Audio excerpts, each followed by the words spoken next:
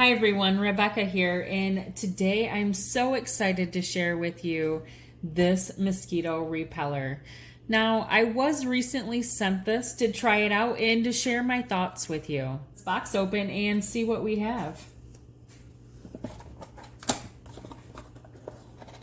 This is what came in the box. You have the mosquito repeller, the inserts that you'll put in, the charging cord, which is a C-type charger, and some instructions. Now, on the instructions, it tells you how to put the little pad in that repels the insects. Right here, we have an on and off button, and where the charger goes in, and then the start button.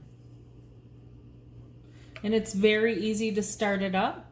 And it tells you how much more of a charge you have on the repeller.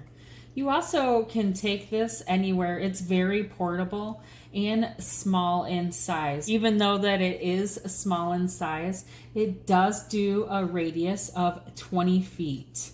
Now, that would be great for camping, a picnic, swimming, if you're gonna put it on a stroller, in your tent, party, a cookout, or where I'm going to use it, out in my patio, because when you go in and out of the door, bugs get in. Now the charging cord on this is a C-type charger, and it goes in right underneath.